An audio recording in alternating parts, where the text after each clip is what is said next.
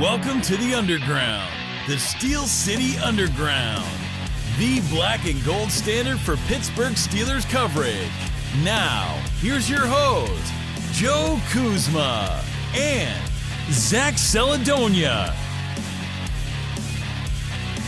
Hello, everyone, and welcome to another edition of the Steel City Underground podcast. My name is Joe Kuzma. Joining me here to cover the finale. It's all over with. We waited for it for so long, and now the NFL draft is now behind us in the rearview mirror. And here to talk about it with me, one Zach Flash Celedonia. Zach, what's going on?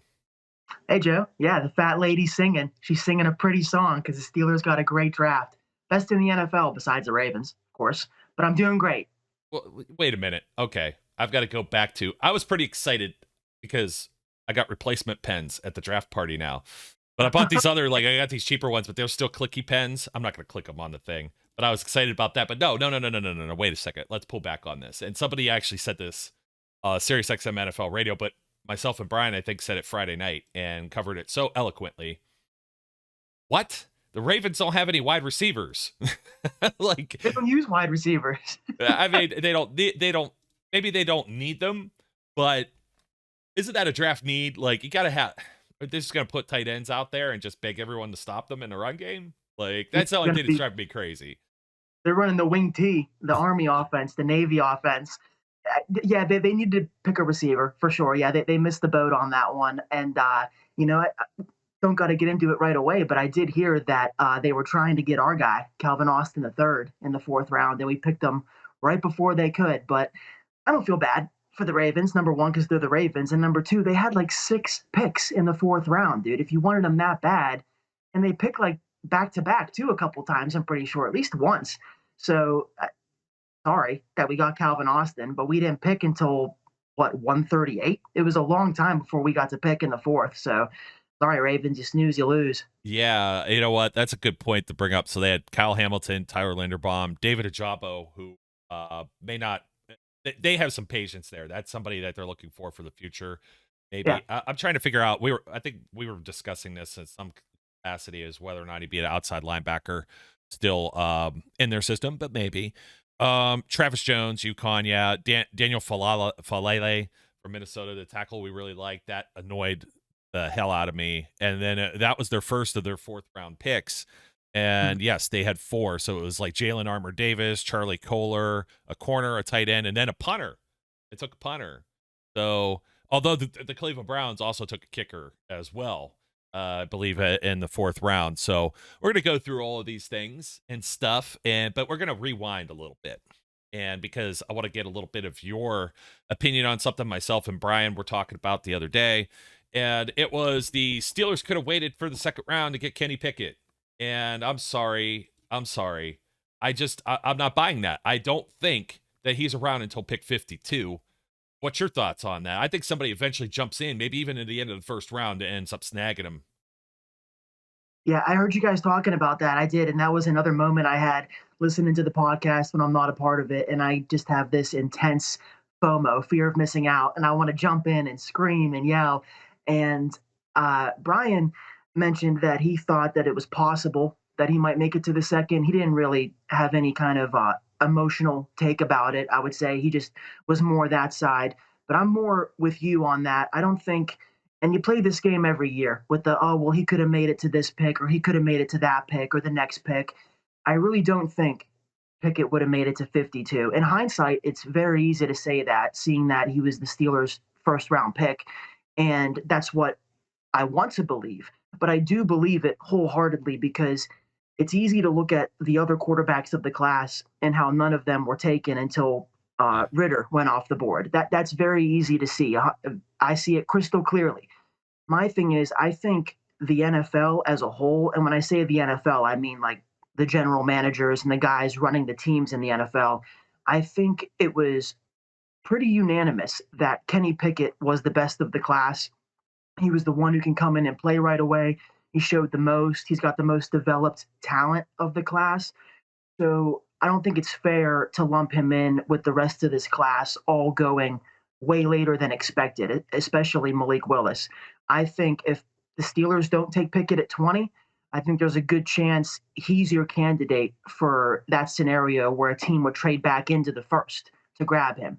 If not there, Carolina at the top of the second, I mean, they were the team that everybody and their moms had taking Pickett early. So I don't think Pickett makes it past Carolina. He may slide into the second, but I think he goes pretty quick. So I don't really have an issue with the selection being Pickett at 20. I said that when I was in my drunken state the last show, and I believe it wholeheartedly in a sober mindset now. I couldn't get the words "I'm all in" out last show. It was all mushed together because of my sobriety level. But I am all in on the Pickett pick at 20. I think it was the right pick. And it's kind of funny because picks 2, 3, and 4, I felt like were all steals. And the only non-steal of the Steelers' top 4 picks, I think, was Pickett. But just because he wasn't a steal doesn't mean he wasn't valued properly. Yeah, there's the guy right there. Just going right down the hallway. It was kind of cool because I was at the draft party Saturday, and you've got the big pit with the locker room with the giant Nike swoosh that's just sitting above it, and it's just like Nike's just so ridiculous in everything that they do. In fact, it's like I'm tagged somewhere on my body with Nike right now. I get no sponsor money for it though, unfortunately. So yeah, but you take a look at what's at the bottom half of the draft after the Steelers pick. The Chiefs don't need a quarterback. The Packers don't need a quarterback and also have one maybe lying in wait. The Buffalo Bills do not need a quarterback. Cowboys, that could be arguable. You never know what Jerry Jones is going to end up doing there. Ravens, they're hopeful to do something with Lamar Jackson, so don't need a quarterback. Jets already took Zach Wilson the year before. Trevor Lawrence with the Jaguars already there. The Packers pick again. The Patriots have Mac Jones. The Chiefs again. The Bengals have Joe Burrow. And then the Vikings, perhaps, mayhaps, Kirk Cousins. And then at the top of your, you had a draft trade. So the Buccaneers end up with the top pick in the second round. And then once again, it's the Packers.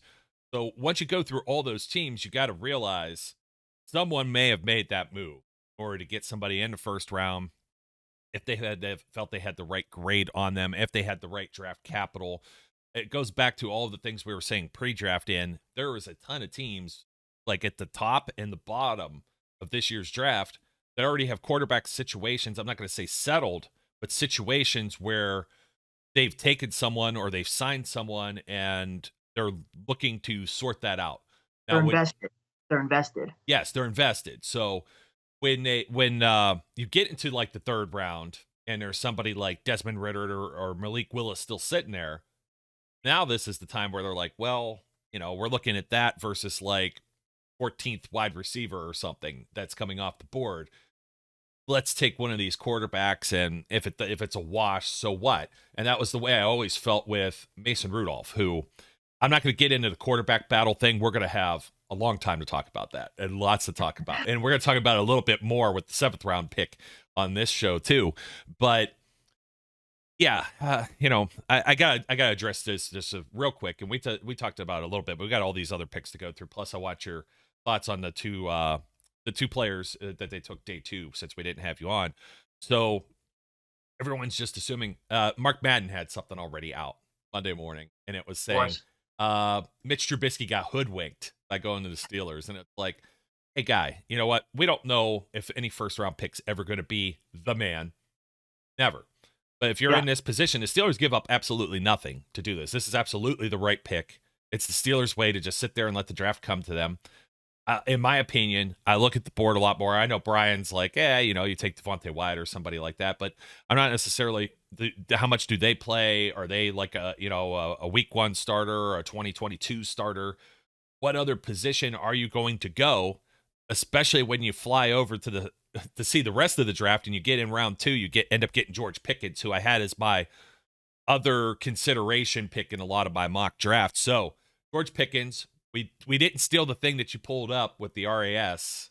Actually, I totally forgot about it, to be completely honest. But physical specimen, they had Sky Moore sitting there, who we all liked and had in our mocks. What do you think about yet another Georgia Bulldog? I think a record for one school this draft, 15 of them. I think it was 15 Georgia Bulldogs that ended up going in this draft. I wonder if they have a team left to compete and, they compete for this Wow. season. I didn't know it was that many. That's impressive for sure. They're taking over for Alabama now, I guess, the Georgia Bulldogs. Yeah, real quick, I think it's tough to. I get it. The jokes are easy and they're right there, and it's irony at its finest because Glennon got Glennoned by Trubisky, but I don't think Mitch got Glennoned necessarily. I think Pickett all along was the Steelers' one. That is clear now. I can understand that. I can say I was wrong that they really weren't all in on Malik Willis like they appeared. It seemed like it was Pickett the whole time. They were But lying. That was the smoke screen the entire time. yeah. They did a smoke screen. Okay, it wasn't a full on smoke screen because they still were in on quarterback, but the Malik part was the smoke screen. So you can have it both ways with the smoke. They gave us the smoke, we gave them the smoke. But the Mitch Trubisky, Mike Glennon thing, I think it's tough because if the Steelers hypothetically did not get Kenny Pickett, if they missed out on Kenny Pickett early, let's just say the Panthers do take him at 6, or maybe the Vikings at 12, whatever, then they're in a situation where now all that's left is these guys who were expected to have to sit for a year, maybe longer. So I think Mitch was brought in, still with the possibility to start for the Steelers. And they knew they liked Pickett, but the Mitch signing makes even more sense if they did end up with Malik Willis or Desmond Ridder or Matt Corral, because all those dudes need to sit for a little bit. So I think it was just a perfect storm that Trubisky walked into to no fault of his own, and it worked out for the Steelers. They got the guy they wanted, who just so happens to be pro ready. I don't think they purposefully Mike Glennon, Mitch Trubisky. I think it's a bit tough to look at the situations as like they're carbon copies of each other. I think there's subtle differences in the situations between the Bears doing it to Glennon and us doing it to Mitch. Anyway, I'm sorry, go ahead. No, I was going to say Mike Glennon is probably not the right comp anyways. Yeah. I think he was at best. Was he like a second round pick or whatever? I understand he was a tall drink of water and everybody saw him play against the Steelers that 1 year at home with Tampa. And it was an unexpected loss to Tampa at that time, who wasn't that good of a football team. And then like everybody, it reminds me of like Zach Mettenberger or somebody like that. You see them play like one time and you're not paying attention to what they do in all the other games. And all of a sudden it's like, ooh, let's get that, like Paxton Lynch or somebody like that. You know what I mean? It always floats across the wire. Yeah, 100%, exactly. He's got the pedigree in a sense, and he's shown a couple good throws, so people think he can be the guy. But to answer your original question about Pickens and Marvin Liao, I loved those picks. I was really sad that I couldn't get on the show with you guys that night.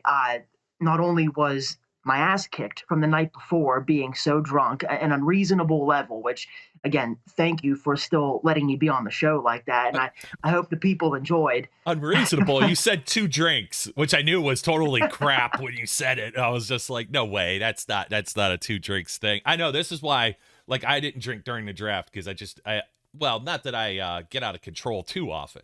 I don't get out of control too often, but you have a few drinks, you're feeling a little too good, then all of a sudden you're doing dumb things on the show. So I helped protect you from yourself, and you went off the air at some point anyway, so it was okay. Yeah, of course. On top of my lack of sobriety, my phone also died with like 5 minutes left in the show. So not the best performance from Flash on Thursday night. But anyway, I wasn't able to get on the show with you guys after night 2 because I was just so tired. It wasn't even the drinking. My eyes were stinging. I could feel the bags under my eyes forming.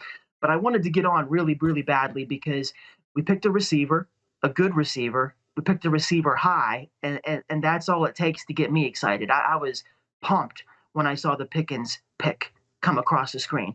And I want to be very clear because I hate when people come off as fake on Twitter or wherever, and it's important that I own up to this. I was tweeting before the draft that I had heard that George Pickens off the field, like character, attitude, whatever you want to call it, was, quote, laughably bad. That's what I heard about Pickens' character, was that it was laughably bad, like he's that immature. And I took that to heart because it was from a guy that, in my opinion, is very, very well connected. It was from Benjamin Albright. He's a Denver-sourced reporter, but he has sources all over the NFL. Everybody knows about Ian Rappaport, and Adam Schefter. Benjamin Albright's kind of like the people's version. He gets stuff right a lot, and he's just not on these mainstream NFL total access networks. He's got a very big following, and he's very right often, but he's not Adam Schefter or Ian Rappaport. Now, he said this on a podcast about a week before the draft, and that really got my antenna up. I thought, you know, if he has these questionable character concerns, even though he's never done anything illegal, I'm sure it's going to be on the Steelers' minds. They took a swing at Martavis Bryant, and I loved Martavis, but he was a fourth-round pick. It wasn't as serious of an investment as a second-round pick. But he had his flags, and the Steelers weren't able to corral him. I wish they were. There were moments where a little bit, yeah, a little bit, but he wasn't able to keep him reeled in, And Antonio Brown and Le'Veon, I know Antonio Brown's both sides of the coin because we did keep him in line for 9 years.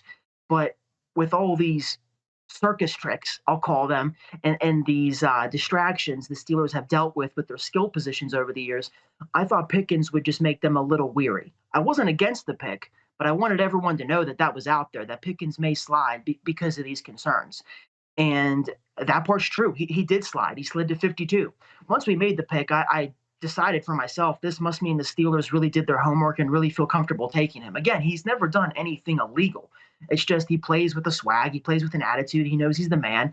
And Brian alluded to this, grown-ass man. Yeah, when you're one of these 4-star, 5-star recruits coming out of high school, especially a skill position, how can you expect them not to get a big head or an ego? And everybody points at Larry Fitzgerald because he's a unicorn, dude. It's not normal to be the man and be a really, really good receiver, highly recruited 5-star, and just have a level head. It's just not normal. And yeah, Pickens has some growing up to do, but I've seen people put it in a way where there's some coaches that were saying his attitude and how he carries himself is why he's off our boards. And then I saw another quote from a coach saying his attitude and how he carries himself is exactly why he's on my board. I love the way he plays. He plays like a lockdown corner, but as a receiver. So I like the Pickens pick a lot. Yeah, got to put it back up there. Grown ass man. And it keeps showing that for both of these picks actually on day 2. Yeah. So I'm not against the Pickens pick. I just wanted to put that out there that I did make it a point to tell people that these issues were out there and these rumors were out there.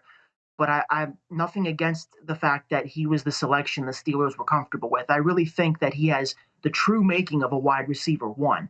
And for people that don't understand that, it just means that he can do it all. Got the outside routes, he can go inside. He's got your typical X receiver buildup. And people are already doing this. And I disagree with just flat out saying the situations are exactly the same. But there is a bit of Jamar Chase in his game. He's not my player comp because player comps get taken way too far, and people think that that's the exact player that he's going to be like. He's not Jamar Chase, but there's parts of his game where you can see Jamar Chase. They both run very violently and fast. They attack the ball, great routes. Again, they have that dog mentality, that ball in the air, that's my ball in the air. And I love that about Pickens' game. I really do. I think we lucked out getting him as late as we did. And I think if everything goes according to plan with his development, he could be a really high impact player as a rookie and even more of an impact player as his career goes. Yeah, absolutely. And we said a lot of the same things, and people were asking why Pickens over Sky Moore, because there's certain things you can't teach at a certain level. It's the same thing I said about Miles Boykin. I mean, if it works out, fine, but there's physical traits that you're just gifted with. And you have what God's given you, and this came from you. So I'm going to give you a little bit of credit here, but actually at MathBomb on Twitter, Kent Lee Platt, and this is the RAS scores with football, with different players over all the years, relative athletic scores, and you'll see that they have different metrics that are available on here: height, weight, bench, vertical, all their different splits, and George Pickens goes 52nd to the Steelers in the second round. As you notice, it's a 9.35 RAS out of a possible 10. Okay, 10's perfect. 9.35. And from 1987 to current, from 1987 to 2022, he was ranked 181 out of 2,785 wide receivers. 181. That means there are not very many athletes with the same physical traits as George Pickens. So the Steelers may very well got away with one and stolen one. I really like Marvin Liao as well, Zach. Quickly, because we got to get into, there are still a few more picks that are on here, whether people felt that some of them were merited or whatever else. But Liao to me, pull this up again. This is another special guy that was very highly rated going into this entire draft process. A lot of people had him in their top 5 as far as different defensive linemen. We'll see exactly where he's going to play with the Steelers. We don't know yet, but your thoughts on Marvin Liao? Thank you. Yes, yet another reason why I was so pissed I couldn't get on the show after night 2, because I had so much to say and I knew this would happen. But the Marvin Liao pick, I am all for that too. I know that's shocking. Here comes Flash with another positive take. But the Marvin Liao, I've already done that like 10 times over this weekend. Marvin Liao. I'm really, really excited about that pick. Now, when the pick flashed across the screen, I don't know if it was because I was so tired or just because I didn't do my due diligence with the defensive line. I was a bit disappointed when I saw his name flash across the bottom of the screen because I had no idea who he was. And then that's why I don't react immediately and emotionally. All it took was a quick little look at my phone, and I saw people going crazy saying this was a steal and what he offered. I saw that he was a consensus first-team All-American playing in the SEC, and we got him in the 3rd round in the 80s, no less. Steal. Defensive line with interior pass rush ability, which, again, for the people at home that might not understand how great that is, interior pass rush ability is an elite trait. When you think of the defensive line and players who have become stars playing along the defensive line, most of them have incredible interior pass rush ability. It means they can get to the quarterback, cause pressure without having to go around the edge, like your TJ Watt or Alex Highsmith. These guys crash the middle, like Cam Hayward, like Aaron Donald, JJ Watt, whatever. And as soon as I realized that the pick was awesome, I was on board. You know, it didn't take much for me to learn. I just didn't really do my homework on the defensive line. I knew about the Georgia guys. I knew about the guy from UConn, and I think Florida had a guy as well. But I didn't do too much Marvin Liao research. And since then, I've just liked it more and more each day. You know, I just saw this morning, actually, coincidentally, last year after the 2021 draft finished up, a lot of these guys that are so draft central and so draft, they do way too early mock drafts for the next year, just for fun, just because to see how different they'll be. And Mike Renner of Pro Football Focus did one last year, right after the draft. And he put Spencer Rattler number 1, Sam Howell number 2. He actually nailed number 3. Ed Stingley going number 3 to the Jets. But number 5 was Marvin Liao. He had Marvin Liao going number 5 overall in his way too early mock draft from last year. And I saw that, and I was like, I mean, I know that it's a way too early mock draft, but that's another piece of proof right there that this guy is talented and can play some serious football for the Steelers along the defensive line. I don't know where he's going to play. When we first drafted him, I thought he was going to be more defensive line, but there's some more people that are thinking instead of adding weight, which he could do, he could maybe lose 10 or 15 pounds and kind of do the Lamar Woodley thing and play on the edge. So I'm open to either of those. Whatever is easier for him to do, add weight or lose weight, I'm all for it. Just don't sacrifice any of your pass rush ability, and I'm cool with that. But I love the pick. I think he's going to be a stud. Yeah, and we were talking earlier, some people were surmising maybe 3 technique. I've been hearing even 5 technique from at the next level, depending on which site or scout that you want to, or analyst or whatever that you want to hit your wagons to, so to speak. He's a big hunk of clay right now. He's very moldable. He's a hunk of clay with skill, though. Like, it isn't like he's completely raw. They just have to figure out where exactly he's best suited. Yeah, totally agree, man. Couldn't have said a whole lot of that better. So now you get into round 4. And let's see, as round 4 unfolded, this is kind of like, I'm not going to pretend like I know every single name that's on this board, Day 3 starts to get a little murky, and you're like, who, what? And there are names that, we all kind of looked at if we went a little bit deeper with our mocks, which for the most part we did not. But Kobe Bryant sitting there, corner from Cincinnati. He ended up going to the Seahawks, the 4th pick of the 4th round at 109. Palele from Minnesota, the massive offensive tackle to, of course, the Baltimore Ravens. We hate. That ended up happening. There's a couple safeties that come off the board, and you're starting to think, well, maybe the Steelers aren't going to get a DB in this draft, which will go to, you know what, we may as well just throw that in there too, but this is why they had Damontae Kazee on speed dial, and they had already met with them. It's kind of like, oh, this the Tyrann Mathieu thing, which now, are we off the boat? I think we're finally off the boat. It sounds like he's going to go, Honey Badger's going to go over to Saints. Who'd you say? Tyler Matthew? Tyrann Mathieu. Who? Oh, yeah. I don't know who that is. Sorry, I'm drawing a blank. I don't know who you're talking about, but and the Steelers are set. That's got me for a good laugh for a second. I actually thought that maybe my mic cut out or something, and I'm like, wait a minute, I'm going to have to do some post-production editing of this, maybe, because this show, we didn't go live. I was figuring most people would be busy on Monday as opposed to, well, you were busy the whole after the draft anyways yourself, but yeah. Anyways, he's off the board. You know what that was all about with Damontae was Steelers didn't end up getting drafting a safety.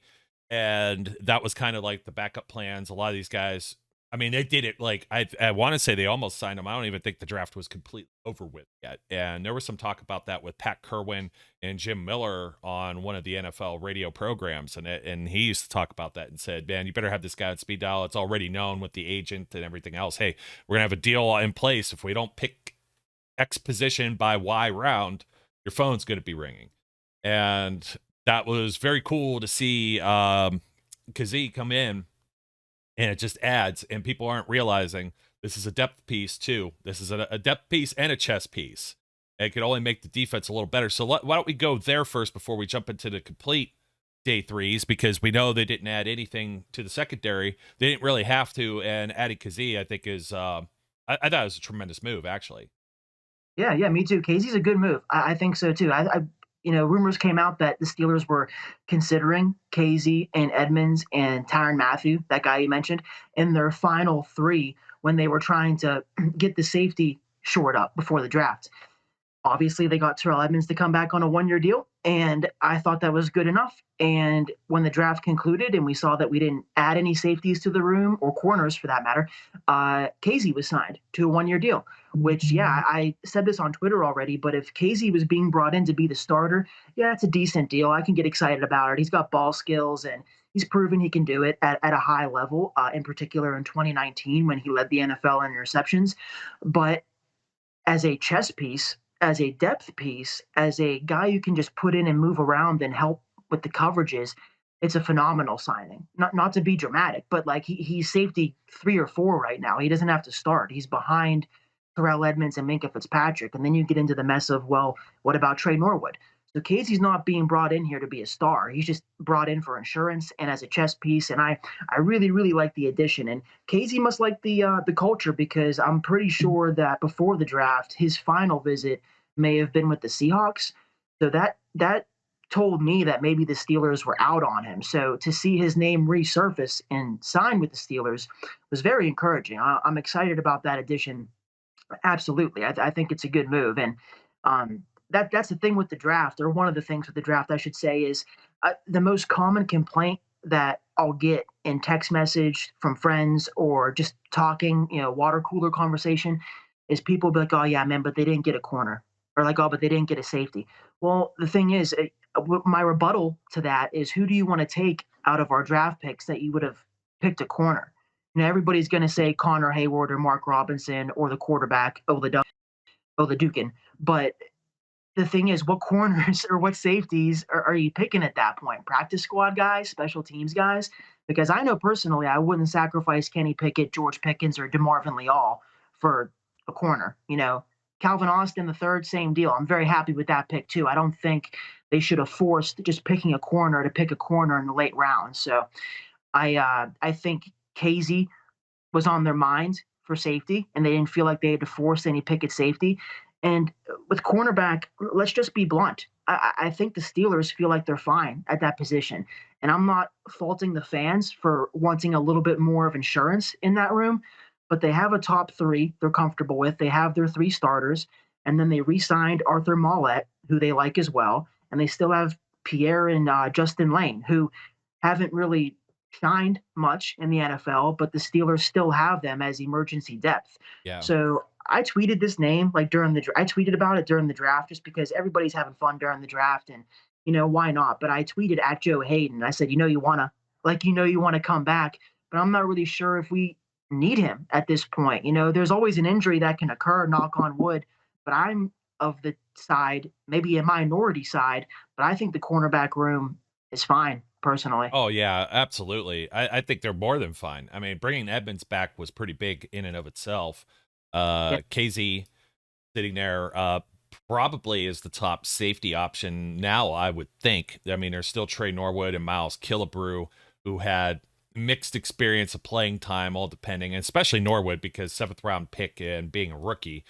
Mollett did not hit, despite being a safety, he was more of a slot nickel guy. Dime backer in some cases, and that might be where KZ comes in too, as maybe like a 6th DB. But yeah, they have the top three. You got to figure it out. Well, Cam Sutton, we saw the end of the year where Joe Hayden probably still lingering with some type of injury, maybe, where Ahkello Witherspoon finally came into his own. He earns this extra contract, and Sutton would play on the boundary and then move inside when they would bring maybe Joe Hayden back on the field, or some mix thereof. Maybe Hayden would play like an early down or something, and Witherspoon would sit. So they actually rotated them quite fluidly. And Sutton was the guy who got the most PT because he's the most versatile. And a lot of times he'll play deep too and kind of almost cover like a safety. So the safeties can go, Minka and even Terrell Edmonds could go do their thing. So when you add KZ to that mix too, and they still have Carl Joseph, they still have like all the same dudes, except they added Levi. They lost Hayden and they added Levi Wallace, and I don't have a problem with that because Hayden still missed like four games and then periods of other ones.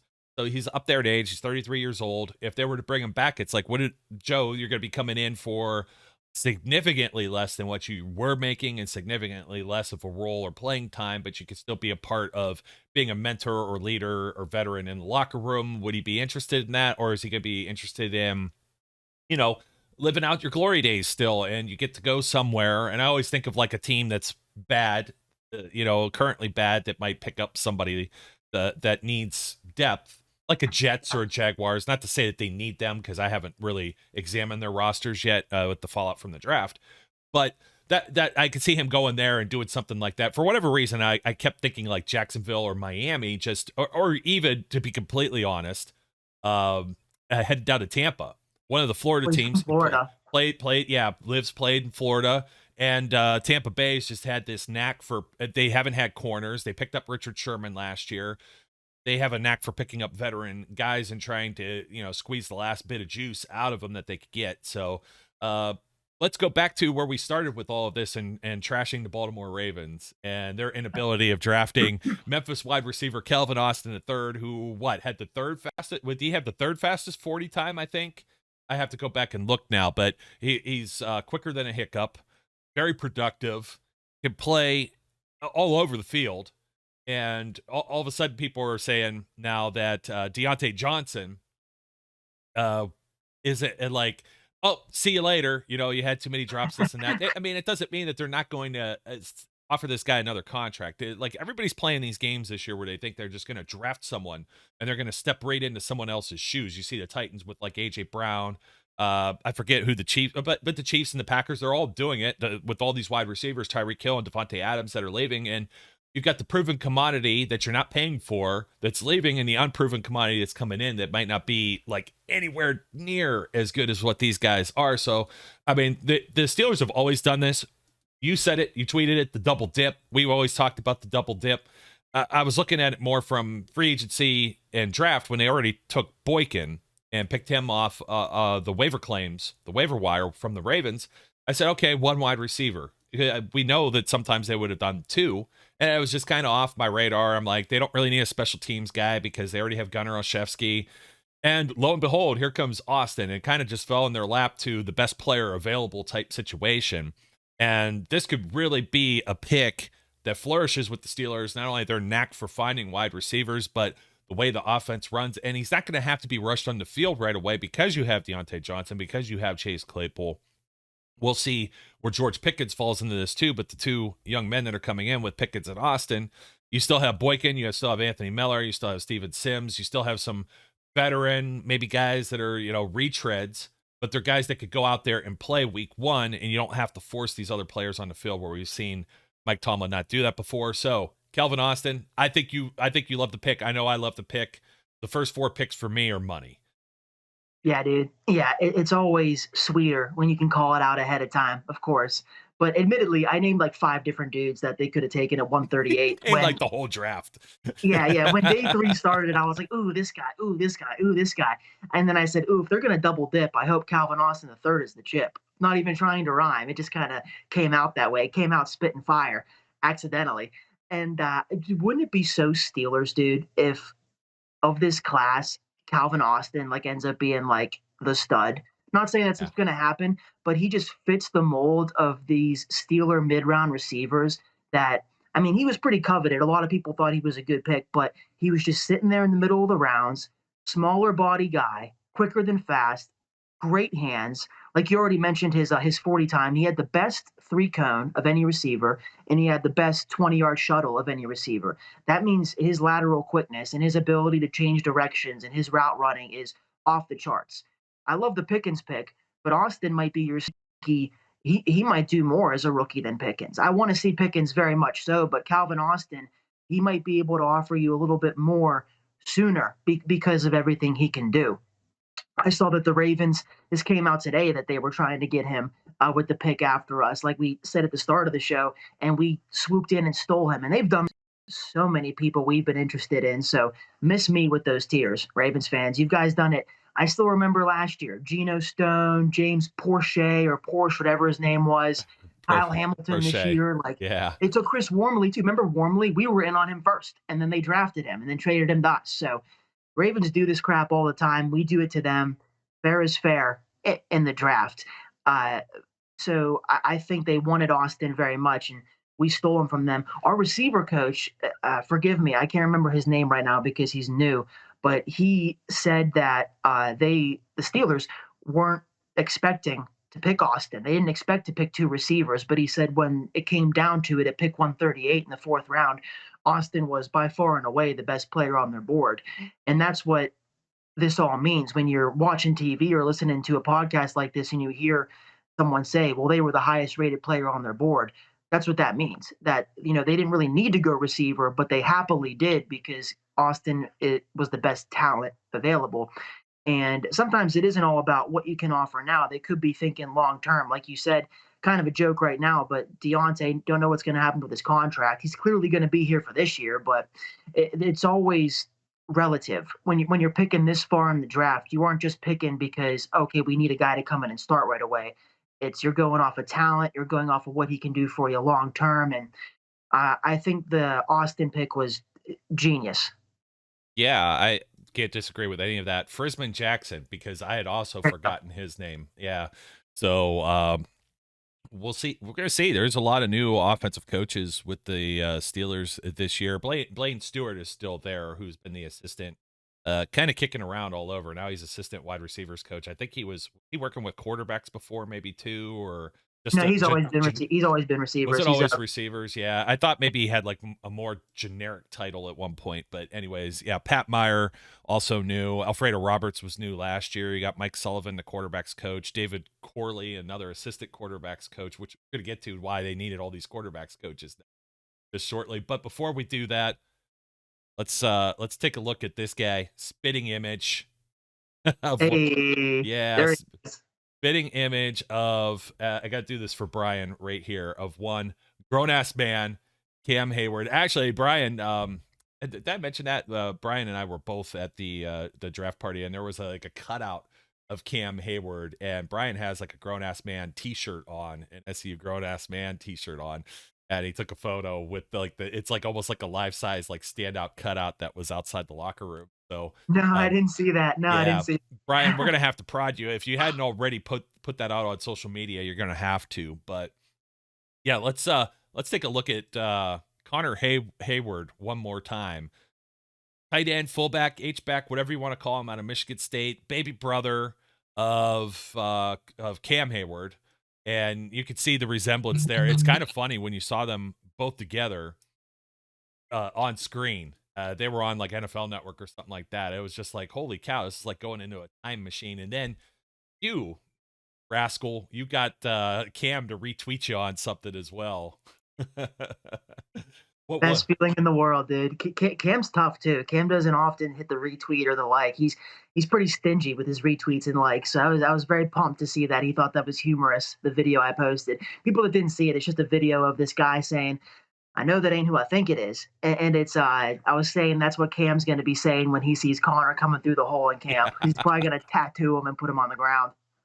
Yeah, that would be that's some funny stuff. And there's people, of course, that are saying the nepotism type thing, the Steelers, oh, they're picking someone now.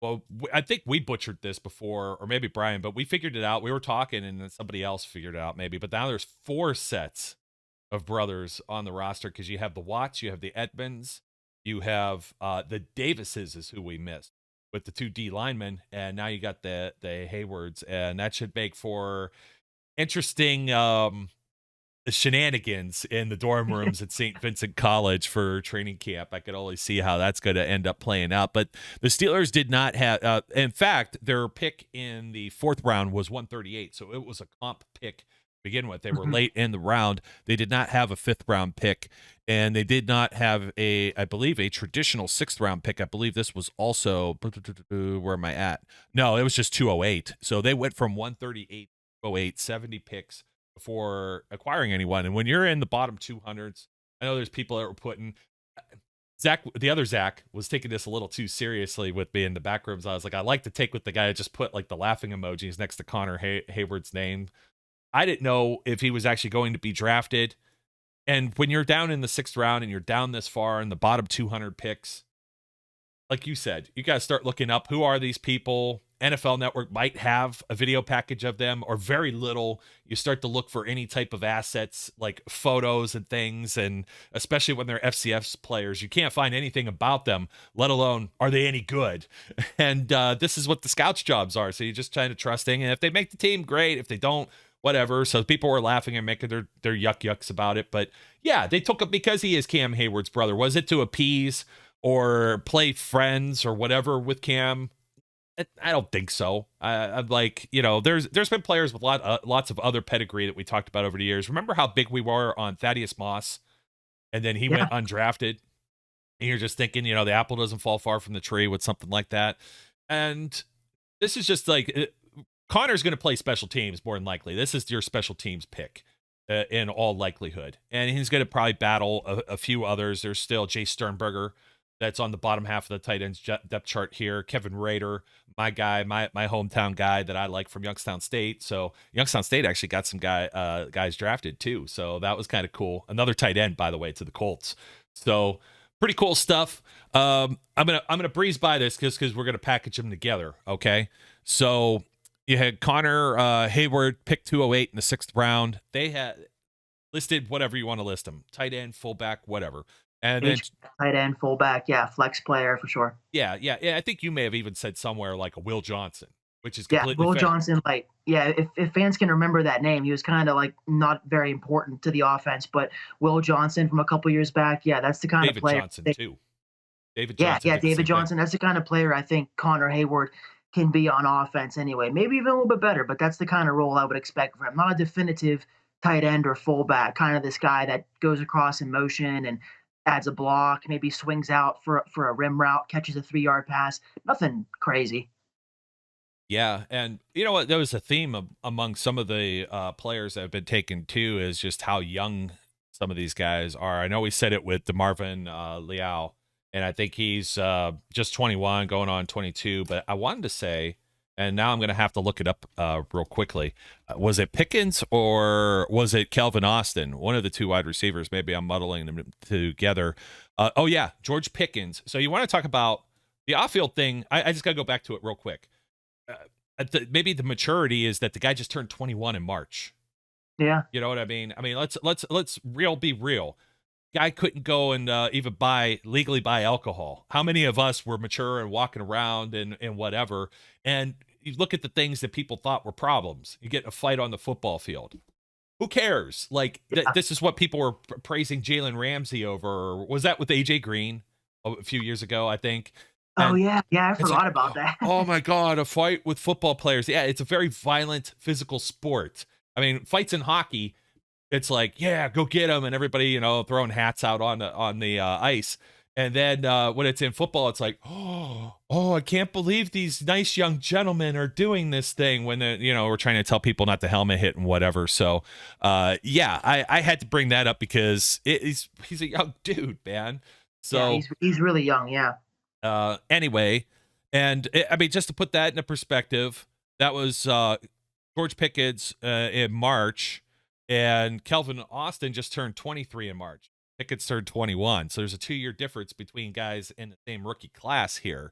That's something else, you know what I mean? And March 4th versus March 23rd, I think, is what I saw here. So, anyways, we go back to the 7th round, and Mark Robertson is the first of the 2 7th-round picks near the bottom here. Yet another younger guy, 22 years old, 23 in August. Linebacker out of, what did I see? Ole Miss. Yes, he had some transfers, though, in between here. And, of course, nobody knows anything about him. There's nothing on his Wikipedia entry other than he's 5'11", 235. So we'll see. Well, you never know how maybe one of these late-round picks are, but we always said the Steelers are going to stock up on linebackers. That was pick 225. I mean, his name doesn't help either. His name is so common. He sounds like he was on the Mayflower, like Mark Robinson. How are you going to find that? The skinned raccoon hat or something like that, like Davy Crockett or whatever. And I just lost my place on the draft board here. 225 out of 262 picks. So there was one more with the Steelers at 241. Chris Oladokin or Oladokin, I believe is how you should know this. Oladokin. Yeah, saw him play.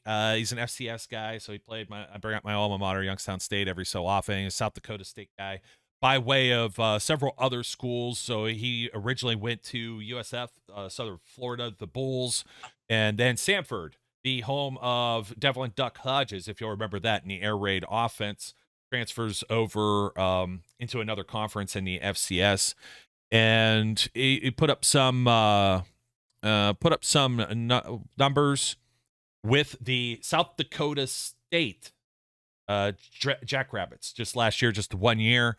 3,164 yards, 25 touchdowns, and he also he played in and started 8 games with Samford as well. 2,064 yards, 18 touchdowns, 7 interceptions, ran for 493 yards and 8 touchdowns in that offense.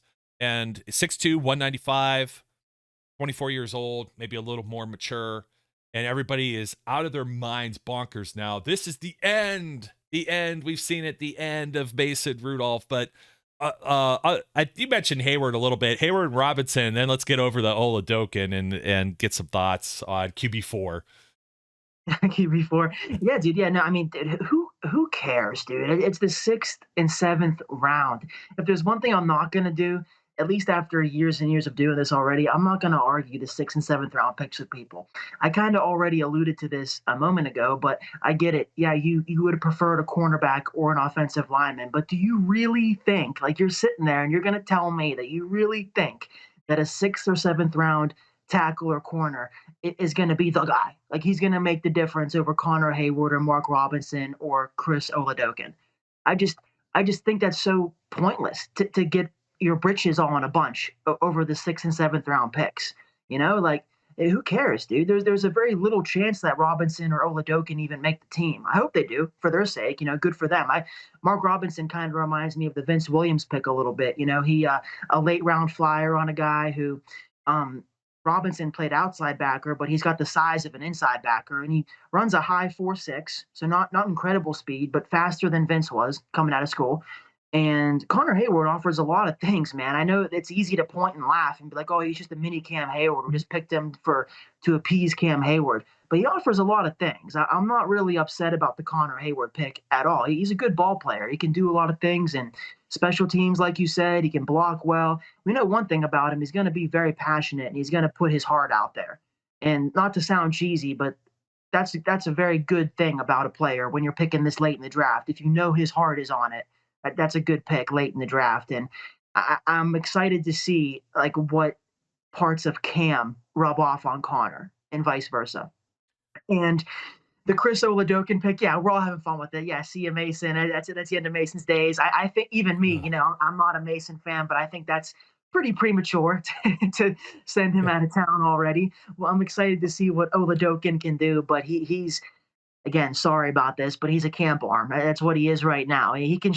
The best case scenario for him is like the Duck scenario, where we actually cut him and we bring him back on practice squad, and maybe he sticks around for a little bit. I'm not over the moon about Oladokin. But I think the final 2 rounds, 6th and 7th, they went about as good as you could ask for the Steelers. They weren't getting Jalen Ramsey or Tyron Smith with those last couple picks. But Tom Brady and Antonio Brown. Tom Brady, Antonio Brown. I know. I mean, more exception than a rule. I see Connor more like Rosie Nix when you're talking about versatility.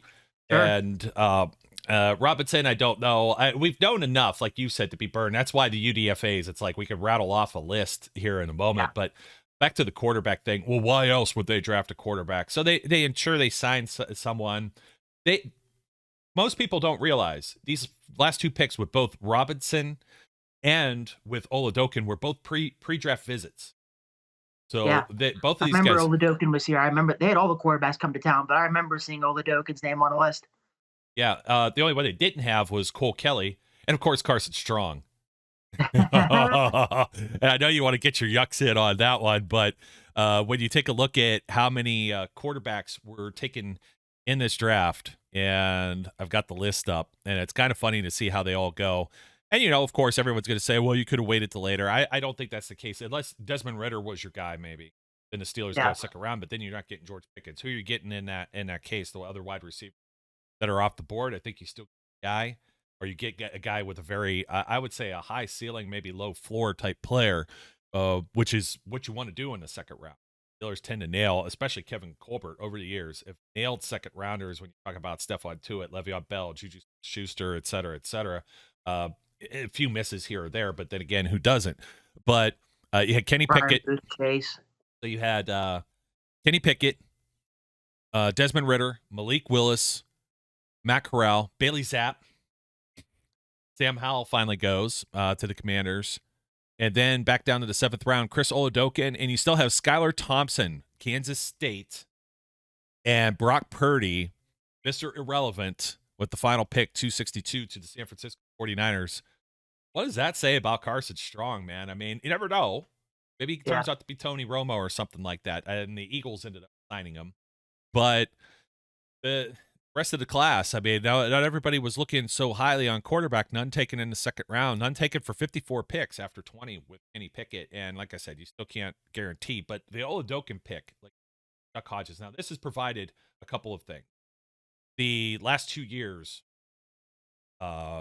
teams, I think they'll continue it, but they've expanded practice squads exponentially. I think it was out to 16 players. They changed the way a lot of the rules were as far as signing veteran players. And if you were back to just having 10 and some of the more strict practice squad rules, I don't think the Steelers keep a quarterback on the practice squad when they traditionally keep 3 on their roster. And most people don't realize that. And a lot of people are really stuck on the words that Tomlin and Kevin Colbert, I can't remember which one was quoted. I believe it was Colbert in one of these pre-draft press conferences. Well, we'll go to camp with 4 quarterbacks. And it's like, the Home Alone face, like shock and awe, like they've never done that. They actually had 5 a few years ago with JT Barrett, but JT Barrett didn't end up coming all the way to camp. I think he got released right before they reported. So they even had 5 on the roster for some of the OTAs and things of that nature. Why do you draft a guy? Because you visited with him, you liked him enough, and you wanted to ensure that you put him on the roster. It's the same thing as the Presley Harvin pick a year ago. It's like, whoa, you're just burning this on a punter. This is the great unknown. It's an FCS player that's been productive in 2 different places, and they probably noticed him when they probably have a link with Samford and with Duck Hodges. Somebody within there has noticed some of this. This is their job, and the guy stood out, and he's really going to stand out when he throws for over 3,000 yards, no matter where he's really playing. And how many touchdowns did I say he had? He had 25 tutties. So, yeah, I don't have his interception rates or anything like that here, but you've got 3 quarterbacks on the roster, and we're going to get really, really into depth to this later, but you only have 1 that's been in the system. So you got guys that are learning the system. So I'm not necessarily going to rule Mason Rudolph out. And for all the folks that are like, oh, well, Jerry Dulac comes out and says that he thinks he'll be traded. And this was more an opinion from Jerry than a usual report from Jerry. And okay, so Mason Rudolph has trade value and like 5th round pick value. We just talked about all these players in these middle rounds. Like, if he has any sort of value, wouldn't you just keep him there? And he knows part of the offense. He might be able to at least teach out, even if he's not the greatest arm. This is the same thing that everybody argued to have Josh Dobbs out there because he's like this aerospace engineer and this really bright and brilliant guy. It's the reason that Landry Jones stuck around for so long, because it's like what's up here sometimes and what you're seeing. You got the earpiece in, or you got the clipboard, you got the Microsoft Surface. There's a lot of other intangible rates because the backup quarterbacks aren't expected necessarily to come in. And I'm going to get into that a whole lot more, but it's just, I've talked about the contracts being similar with Trubisky and Rudolph, and now they draft 2 quarterbacks. The other guy's strictly a project, and I do agree if they keep agree with myself here that if they expand the practice squads, he'll stick around. I think they will, but it's another thing you actually mentioned where, catch release. We've been burned by some of these other ones in the past too. UDFAs, Shakur Brown, Matthew Thomas, that was the one we really liked, the fast linebacker from Florida State. There's been several over the years. Fred Johnson, we lost him to the Bengals. Well, that's one that's still stuck. And then I think did he bounce back around to the Cleveland Browns now? He got signed somewhere. He went somewhere. They cut him he went somewhere else. But yeah, he's somewhere else now. We lost him because we thought we could get him back on practice squad, and the Bengals stole him. Yeah, and I was trying to look up Fred Johnson real quick, but that's not important. The UDFAs, let's take a look at what we've got here. Let's see. And they would have had 4 quarterbacks on the roster regardless, if Haskins didn't tragically pass away. So having 4 quarterbacks isn't like – that's what my prediction was in February. I said I bet the Steelers go to camp with a guy like Trubisky, Mason and Haskins, and then I said Malik Willis, but it's Kenny Pickett. So the 4 quarterback thing held true. It's unfortunate, obviously, what happened to Haskins, and that Oladokin's QB4 now. It's not crazy that they have a 4th quarterback coming to camp. In my opinion, I think it's rather obvious, like you were saying. Yeah, and I don't want to chew too much meat off the bone for this because it's going to be like a whole other show and topic of discussion. Yeah. But all of these guys are going to go into camp. They've already said they're all going to go into camp. Would they trash their own players? No. Is this all a sign that they absolutely hate Rudolph? That they hate the idea of having only Rudolph, which would be a really bad plan, no matter how much I still think that there's something there that we haven't seen, and he's been unfairly criticized by a lot of the fan base and some of the so-called experts. But you just don't roll into the season with only a guy with 10 games started. That's just not what you do. And that's where they went and got a veteran. And that's why Trubisky's there. And now you had Kenny Pickett fall in your lap. If Pickett and Willis are gone, I really am genuinely concerned or curious. It's the what ifs and where Pickett goes. If the Steelers pass on Pickett, what does that signal to the rest of the NFL when they share the same building and facilities and they kind of see this guy and they get a rub from him being right there? So UDFAs, let's see. I think I had it right here on the screen just a second ago. We can go through some of this with local guy. Get a couple of the locals initially, maybe. Maybe they saw them or had a visit, but offensive tackle Jake Dixit out of Duquesne, running back Mateo Durant, Duke. That one looks like that could be a little exciting, maybe a practice squad flyer. But for the most part, one thing we do have to say about these guys are all battling. They're on the 90, and some of these guys are going to start disappearing before, because I think they're right at 90 now with Casey. So, yeah, they still got to sign the rookies. The rookies are drafted, but I think they have their number. They're pretty close. They're either in the high 80s or close to 90 with Casey signing. So these other 10 kind of put them right at the finish line. D lineman, Donovan Jeter. So what we're saying is like, I'm not trying to put all my eggs in a basket like we've seen before with some of the names. Read off a little bit for you. Outside linebacker Tyree Johnson, Texas A&M. Another outside backer, TD Moultrie, Auburn. Some guys from some big schools here. Chris Owens, a guard out of Alabama. That stood out. A corner, Chris Steele from USC. Offensive tackle Jordan Tucker, UNC. Another running back, Jalen Warren from Oklahoma State. And then yet another corner, Bryce Watts, UMass. And even to this degree, some of these names are to fill slots for what they need just to be able to operate their drills in practice and in camp. So, maybe somebody does stand out. You're obviously looking for talent. The Steelers and Kevin Colbert, they seem to find maybe one or two of these dudes every year that are undrafted and may end up making the cut. So we'll end up seeing. I think the one, like I said, Durant was interesting. 44 career games. He started 12 of them. He's only missed 4 during his career, so he's a durable guy. 489 carries, 2,562 yards, a 5.24 average with 18 touchdowns. That's a good average, yeah. Also, over 5 yards a clip. Yeah, he also can catch the ball too. 55 receptions, 488 yards, and 4 receiving touchdowns. So he finishes over 3,000 all-purpose yards in his college career. So that's the one that kind of stands out to me, since they did not draft or address running back either free agency or otherwise. They may be looking. I don't know how the practice squad stuff's still going to pan out. We talk about having the 4 sets of brothers, and Trey Edmonds is still hanging around there, but how much longer you could keep stashing somebody like that and on the practice squad there. So I'm not sure if anyone else. I think you may have said something when we were discussing this about the one offensive lineman. Let me see. I got to pull this back up because I already forgot the name. Yeah, Chris Owens from Alabama. Yeah, every year that I try to pick out the star undrafted free agents and try to figure out which one of them might stick and be good, I'm always so wrong. So this means nothing. But yeah, the names that jumped out to me on the undrafted free agents we signed were Owens from Alabama because of the pedigree, the guard from Bama, and then Steele, the corner from USC, because his last name is Steele. That's pretty sick.